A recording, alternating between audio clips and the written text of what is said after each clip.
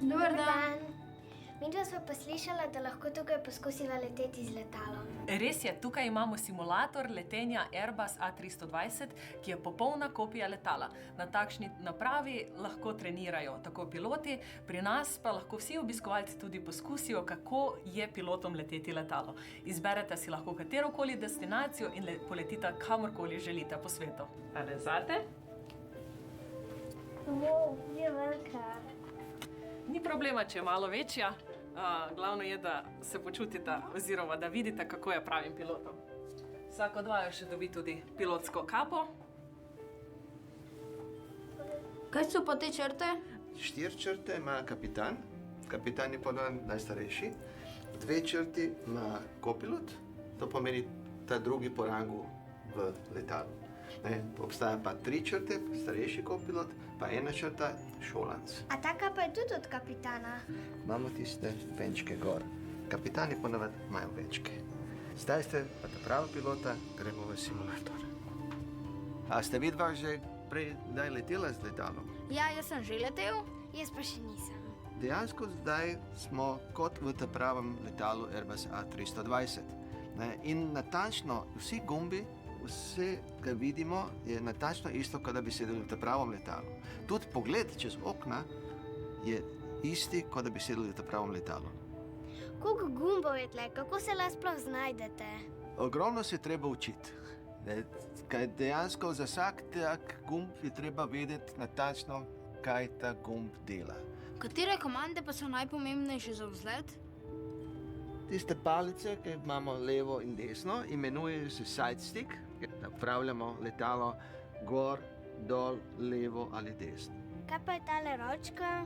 To so ročke, ki nastavljamo moč motorjev. Če premaknemo, poslišimo, motorji že delajo in pogledamo, kako delajo, in slišimo hrup, ki se moč zvišuje. Ste pripravljeni, moja pilota? Ne vem, ne še. Ampak to je sam simulator. To ni ta pravo letalo. Obljubim, da boste res fajn letela. Počas naprej, še malo naprej, še malo naprej, dost. Počakava mečkan. Rotate, palco nazaj. Nazaj, še, počnej nazaj. To, evo ga. Super, viš zeleno črto, še večkrat nazaj, še malo. Spusti. Ok, kolesa gor, potegneš van pa gor. Odlično.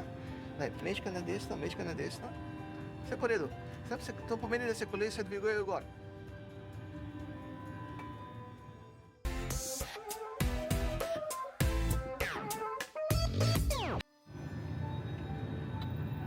Zdaj pravi level climb, zmanjšamo moč zdaj.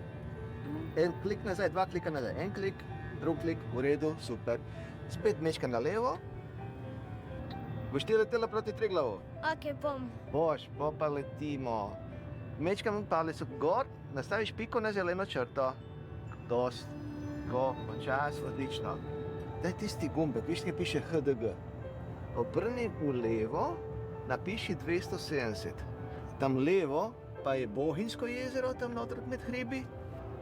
A tisto tam je Triglav? Ja, čist naravnost. Triglav, tisti hrib, ki se vidi gor. A lahko gremo tudi proti morju? Ja, seveda lahko gremo proti morju.